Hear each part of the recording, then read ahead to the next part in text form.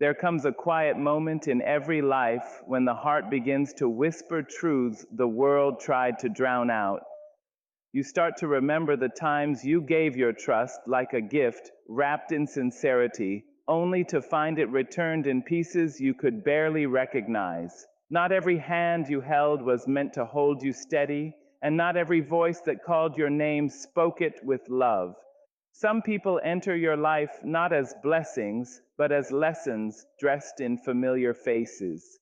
And if you listen closely, beyond the noise, beyond the excuses, you will hear a deeper knowing rise within you, reminding you that your trust is sacred, not to be scattered carelessly, but to be placed where it is honored, protected, and returned with truth.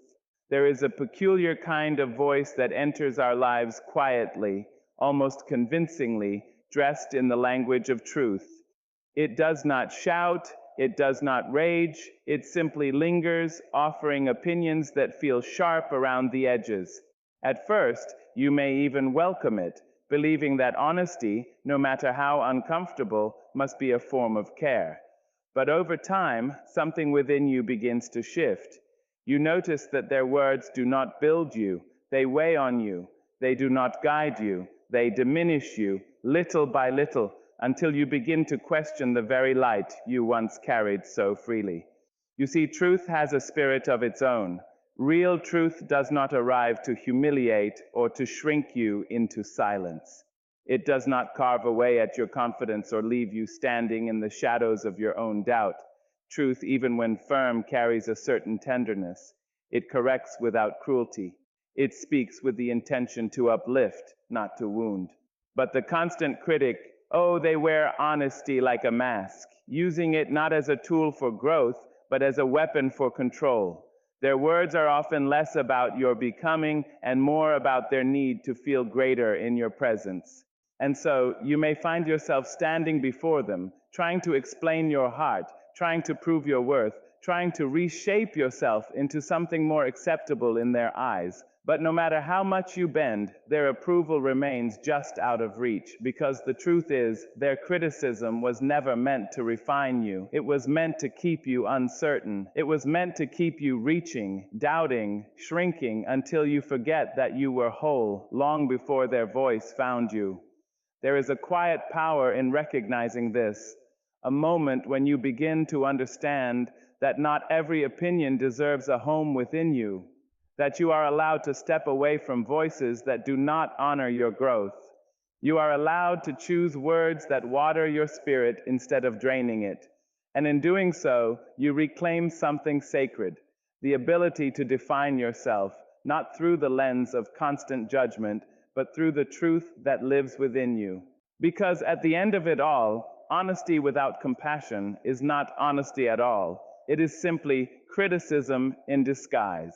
And you, with all that you are and all that you are becoming, deserve a truth that sees you clearly without trying to make you small. There is a sacredness in being trusted with someone's truth, a quiet honor that rests gently in your hands. When a soul opens itself to you, revealing its fears, its hopes, its hidden wounds, it is not simply sharing words, it is offering a piece of its spirit. And in that moment, something unspoken is formed, a bond that asks for care, for respect, for silence where silence is needed. But there are those who do not understand the weight of this exchange. They take what was given in confidence and scatter it carelessly, as though it were nothing more than passing conversation. At first, you may not notice it. The betrayal does not always arrive loudly. Sometimes it moves in whispers, in side glances, in the subtle shift of how others begin to look at you. And then, slowly, you realize that something once private has found its way into places it was never meant to be.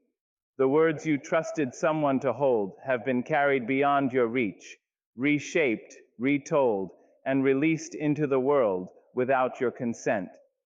And what breaks in that moment is not just trust. It is a sense of safety, a belief that your vulnerability could be held without harm. You begin to question yourself. You wonder if you said too much, if you opened up too soon, if perhaps the fault somehow belongs to you. But the truth is far simpler and far more important than that. The wrong was never in your willingness to trust.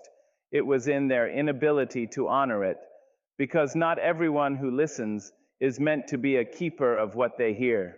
Some people collect stories not to protect them, but to pass them along, to gain attention, to feel significant in moments that were never theirs to share. There is a quiet cruelty in this kind of betrayal. It does not leave visible scars, but it lingers within, making you hesitate the next time you feel the urge to open your heart. It teaches you to guard your words, to measure your openness, to question the intentions behind listening ears.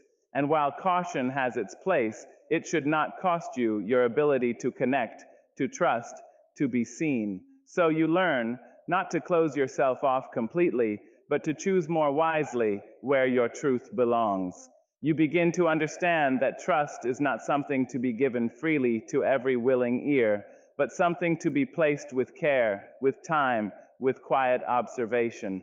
Because the right people do not treat your secrets like stories to be told. They treat them like treasures to be protected. They understand that loyalty is not proven in grand gestures, but in the quiet discipline of keeping what was never theirs to share.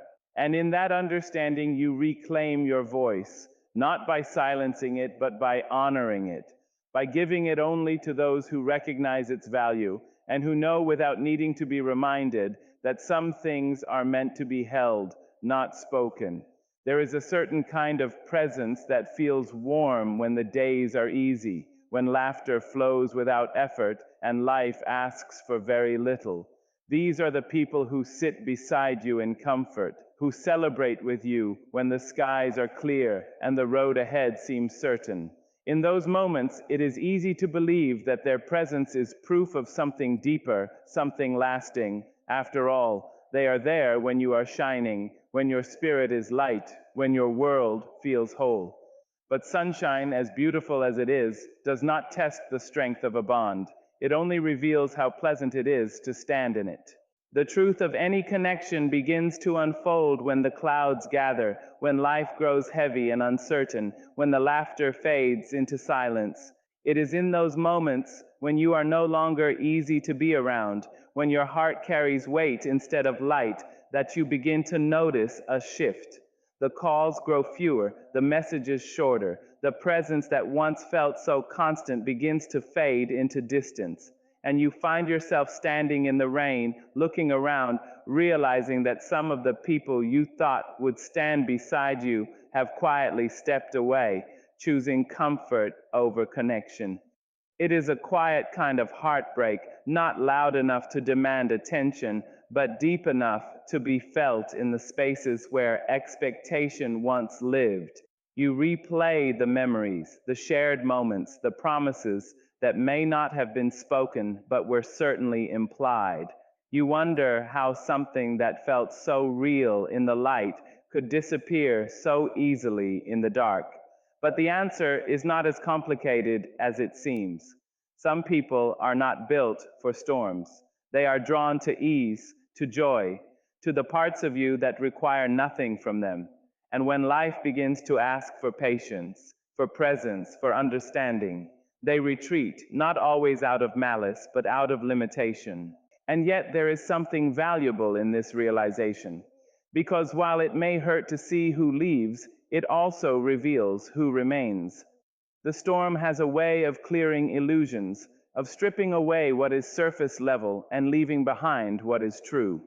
The ones who stay may not always have the perfect words, they may not always know how to fix what you are going through, but they do something far more meaningful. They remain. They sit with you in the discomfort. They listen without needing to solve. They offer their presence when presence is the only thing that matters. So you begin to understand that not every companion is meant to walk with you through every season. Some are only meant for the sunshine, and that does not make you unworthy. It simply means they were never meant to weather your storms. And as you move forward, you carry this awareness with you, not as bitterness, but as wisdom. You learn to value those who do not disappear when life becomes difficult, those who do not require you to be perfect or joyful to be worthy of their time. Because in the end, it is not the people who celebrate you when you are shining that define the depth of your relationships. It is the ones who stand beside you when your light feels dim, who refuse to leave when the road grows heavy, who choose you not just in ease, but in hardship. Those are the ones who understand what it means to truly be there. There is a quiet hope that rises in us every time someone makes a promise. It is soft, almost invisible, yet powerful enough to shape our expectations and steady our hearts.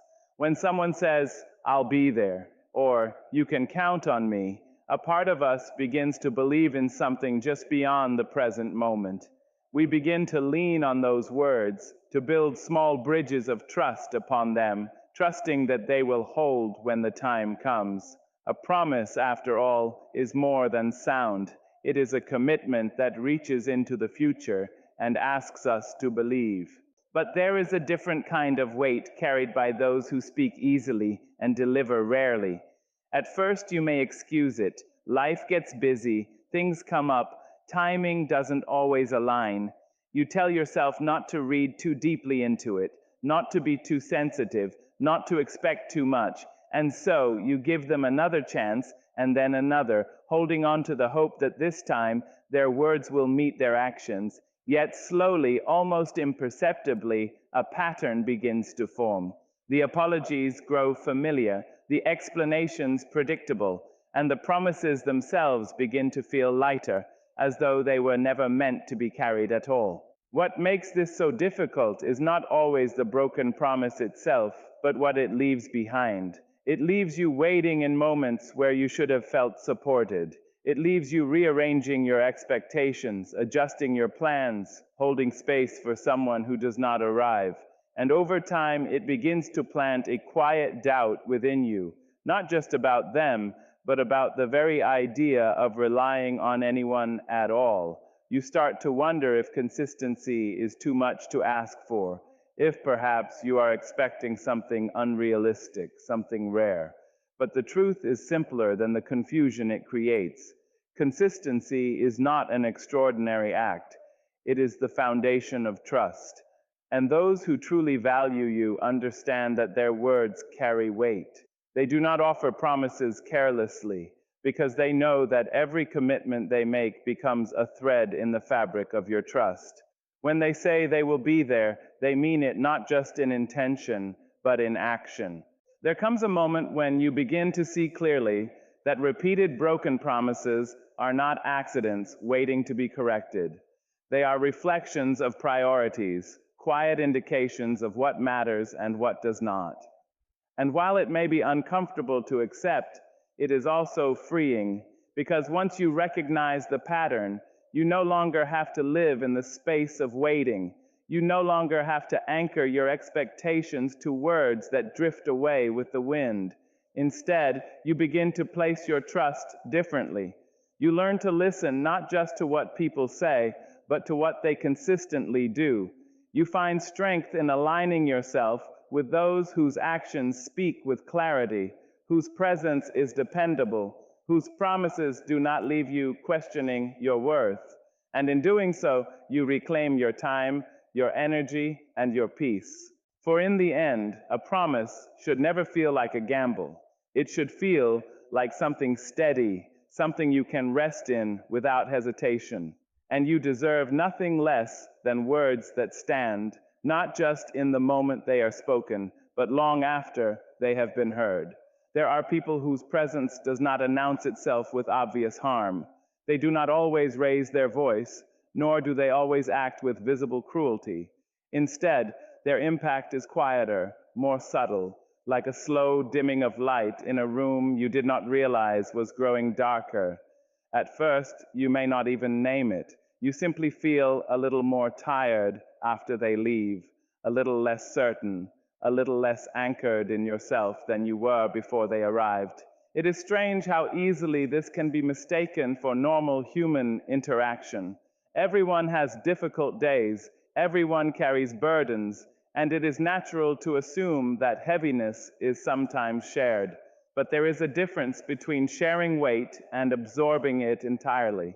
There are those who come into your space not to exchange energy, but to draw from it, leaving you with a quiet emptiness you struggle to explain. You find yourself replaying conversations, wondering why your spirit feels unsettled, as if something invisible has been taken without your awareness. Over time, you begin to notice a pattern. Around certain people, you feel the need to perform strength instead of simply being. You measure your words more carefully, soften your truth, adjust your emotions to fit their reactions.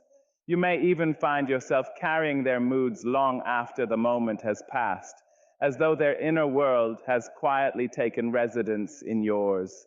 And in that exchange, something vital begins to shift.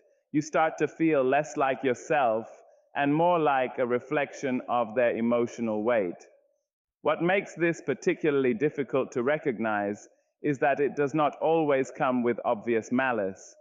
Sometimes these individuals are unaware of the effect they have. Other times, they are simply so consumed by their own inner turbulence that they leave little room for anything else. But regardless of intention, the impact remains the same. You walk away feeling drained, not because you have given freely, but because something within you has been quietly pulled without balance or return. There comes a moment, however, when awareness begins to rise. You start to notice how your body feels after interactions, how your thoughts settle or scatter, depending on who you have been with. You begin to understand that your energy is not infinite, and that it deserves to be protected with the same care you offer so easily to others. This is not about shutting people out. It is about recognizing that access to your presence is not something owed. It is something earned through mutual respect and emotional balance. And so you learn slowly but firmly to listen to the language of your own spirit. Not every connection that feels intense is meaningful, and not every bond that feels familiar is healthy. You begin to choose differently, not out of fear, but out of understanding. You gravitate toward those who do not leave you depleted, but restored. Those whose presence does not require you to shrink, but allows you to expand. Because the truest measure of any connection is not how much you give in the moment, but how you feel when the moment has passed. And you deserve relationships that leave you more whole than they found you. Not quieter, not smaller, but deeply, steadily yourself. There are people who walk into your life with a smile that feels almost familiar, as though they have known you longer than they actually have. They speak with encouragement. They nod at your dreams. They appear to celebrate your steps forward. At first glance, they seem like companions, those rare souls who understand your direction and choose to walk beside you without hesitation. And for a while, you believe it. You believe you have found someone who not only sees your path, but respects it. Yet, beneath that surface of ease, something subtle often begins to unfold. It does not arrive loudly, nor does it reveal itself in a single moment. Instead, it lingers in small comparisons, quiet observations, and an unspoken need to keep score. You share a success, and they respond with a story of their own that feels slightly sharper, slightly higher, slightly more impressive. You speak of your progress, and somehow the conversation bends until you are no longer standing in your own moment, but watching it reflected back through someone else's need to match it. At first, you may not name it as competition. You may even admire it, mistaking it for motivation. After all, isn't it good to be around people who push you forward? But true support does not require comparison. Real companionship does not quietly measure your steps against its own. It celebrates without calculation. It listens without turning your growth into a mirror for its own validation. The competitor disguised as a companion often reveals themselves not through direct harm, but through a persistent sense of subtle imbalance. You begin to feel that your achievements are never fully allowed to stand alone.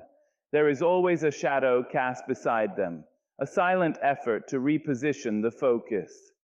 And over time, this can create an inner tension within you, where joy becomes slightly muted, as though you must guard your excitement to avoid triggering comparison. What makes this dynamic particularly complex is that it does not always come from ill intent. Sometimes it is born from insecurity, from a deep need to feel worthy in a world that constantly measures value. But regardless of its origin, its effect remains the same. It shifts connection into comparison and companionship into quiet rivalry. And in that space, authenticity begins to suffer. There comes a point where you start to recognize how your spirit feels in the presence of such dynamics. You notice whether you feel expanded or constrained, whether your joy flows freely or becomes filtered through hesitation. And in that awareness, something important begins to change. You understand that not every person who walks beside you is meant to walk in alignment with you. So you begin to choose differently. You lean toward those who do not need to be greater than you to feel secure beside you. Those who can witness your growth without turning it into a reflection of their own inadequacy. Those who understand that another person's light does not diminish their own. Because true companionship does not ask you to compete for space. It creates space. It allows both journeys to exist without measurement, without tension, without the quiet need to surpass. And in that kind of presence, you are finally free to grow without apology, without comparison, and without the burden of being anything other than fully yourself. There are people who rarely arrive in your life appearing as power. They do not present themselves as controlling, nor do they openly demand obedience or sympathy. Instead, they step into your space wrapped in softness, often in the language of pain. They speak of what they have endured, what they have lost, what the world has done to them. And in the beginning, your heart responds in the most natural way. It listens, it softens, it leans toward understanding. Because compassion is not something we are meant to withhold, especially when someone seems to be carrying invisible weight. But over time, something begins to shift in ways that are not immediately easy to name. You notice that their stories always seem to place them at the center of suffering, and others at the center of blame. Conflicts are never fully shared in responsibility. They are carefully arranged so that sympathy always flows in one direction. And if you are not careful, you may find yourself slowly stepping into a role you never consciously agreed to play, the role of the one who must comfort, explain, and repair, even when you are not the cause of the wound. The manipulator who plays the victim does not always raise their voice. In fact, they often do the opposite. They lower it, soften it, and wrap it in vulnerability so convincing that questioning it feels almost unkind, and that is where the subtle power lies. Because when pain is used as a shield, truth becomes difficult to approach. You hesitate to speak openly, not because you lack clarity, but because you do not want to appear harsh toward someone who seems already fragile. Yet there is a difference between genuine vulnerability and emotional distortion. Real vulnerability invites connection. It allows space for truth on both sides, but manipulation cloaked in victimhood allows only one narrative to exist, theirs. And slowly, without realizing it, you may begin to shrink your own perspective, your own memory of events, your own emotional reality, just to avoid conflict or guilt. What makes this dynamic particularly disorienting is how easily it can reverse roles in your mind. You begin to question yourself more than you question the situation. You wonder if you misunderstood, if you were too sensitive, if perhaps you failed to see their pain clearly enough. And in that confusion, accountability becomes blurred until you are no longer certain where empathy ends and self-abandonment begins. There comes a moment, however, when clarity starts to rise quietly but firmly. You begin to notice patterns instead of isolated moments. You see how every disagreement bends in the same direction, how every resolution requires your adjustment, how every emotional outcome seems to rest disproportionately on your shoulders. And in that awareness, something essential returns to you, your sense of inner truth. You learn that compassion does not require self-erasure. You understand that holding space for someone else's pain should never mean abandoning your own perception of reality. And most importantly, you recognize that genuine relationships do not rely on emotional imbalance to survive. They allow honesty to exist without fear, even when that honesty is uncomfortable. And so you begin to choose differently, not with coldness, but with clarity. You listen, but you also observe. You care, but you also remain grounded in what you know to be true. Because real connection does not require you to question your sanity in order to preserve someone else's narrative. It allows both hearts to exist without distortion, without manipulation, and without the quiet burden of emotional confusion. There is a certain familiarity that arrives when your name appears on a screen after a long silence. At first, it can feel comforting, even meaningful, as though distance has finally been bridged and time has chosen to soften itself. You may feel a small spark of hope rise within you, a quiet reminder that perhaps connection is still alive, that perhaps you were not forgotten after all. And for a moment, you allow yourself to step back into that space where presence once existed. But then you begin to notice the pattern hidden beneath the timing. The calls do not come when life is steady, nor when your voice might be needed in shared laughter or simple conversation. They arrive in moments of urgency, when something is required, when support is needed, when assistance becomes the reason for reconnection. And slowly, almost imperceptibly, you start to see that the relationship is not built on mutual presence, but on selective return. It is not always easy to accept this at first. The human heart is generous in its interpretation of intention. You may tell yourself that people are busy, that life pulls everyone in different directions, that reaching out only in certain moments does not necessarily diminish the bond. And yet, beneath those rationalizations, there is often a quiet discomfort that lingers. A feeling that your presence is not being sought for its own sake, but for what it can provide in specific circumstances. Over time, this realization deepens. You begin to recognize how often the conversation circles back to need, how rarely it exists without purpose or request. The dialogue feels less like connection and more like exchange, where your availability becomes assumed rather than appreciated. And in that space, something subtle begins to shift within you. You start to question whether your value in someone's life is tied to your usefulness rather than your presence. What makes this particularly difficult is that it does not always arrive with ill intent. Sometimes people do not consciously realize they are engaging only when they need something, but intention does not erase impact. Because relationships, when they are healthy, do not feel like transactions. They do not appear only when convenience demands them, or disappear when nothing is required. They exist in continuity, in shared moments that are not measured by necessity. There comes a point where awareness brings clarity. You begin to understand the difference between being valued and being utilized, between being remembered and being relied upon only in moments of need. And while this understanding may carry a quiet sadness, it also brings a form of liberation.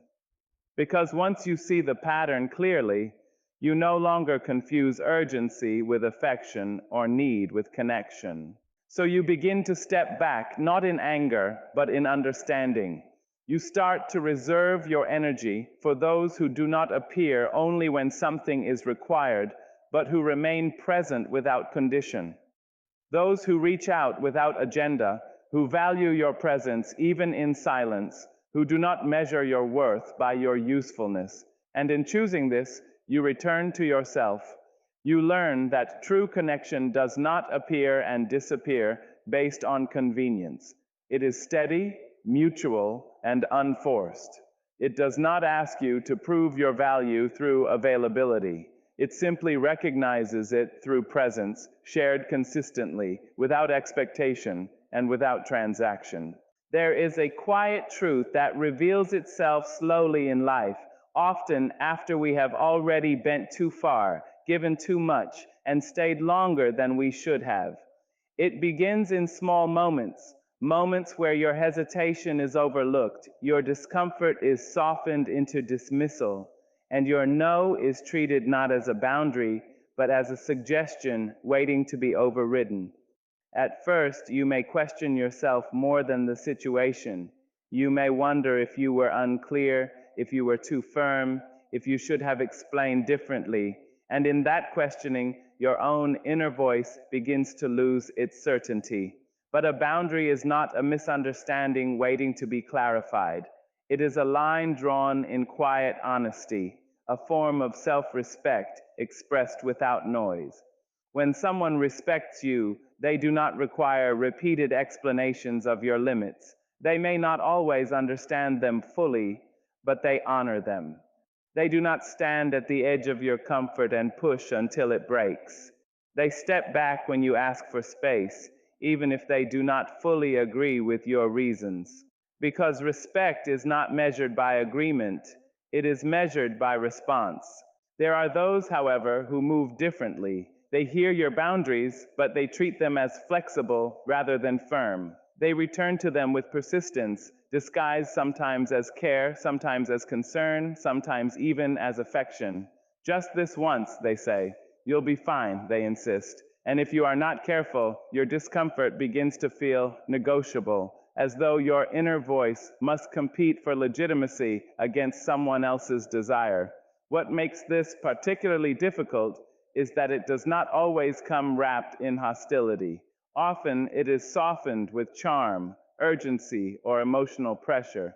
And in that softness, your clarity can become blurred.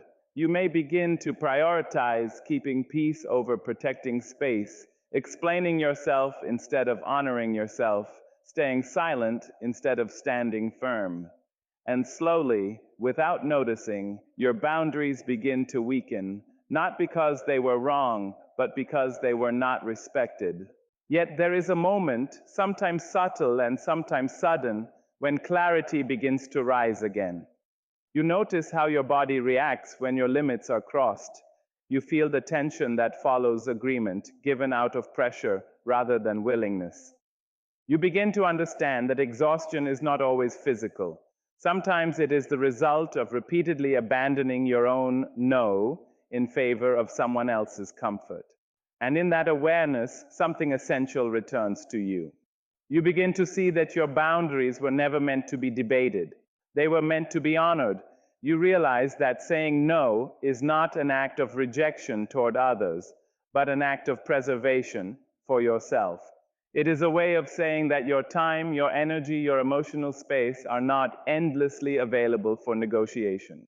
You also begin to understand something deeper. Those who truly value you do not require your constant defense of your limits. They recognize them, they adjust to them, they respect them without turning them into a test of loyalty or affection. Because real care does not ask you to shrink your boundaries in order to be accepted. It makes space for them to exist fully. So you start to stand differently, not louder, not harsher, but clearer. You allow your no to remain complete without apology. You stop over-explaining what should already be understood. And in doing so, you return to a place where your presence is no longer something to be negotiated, but something to be respected.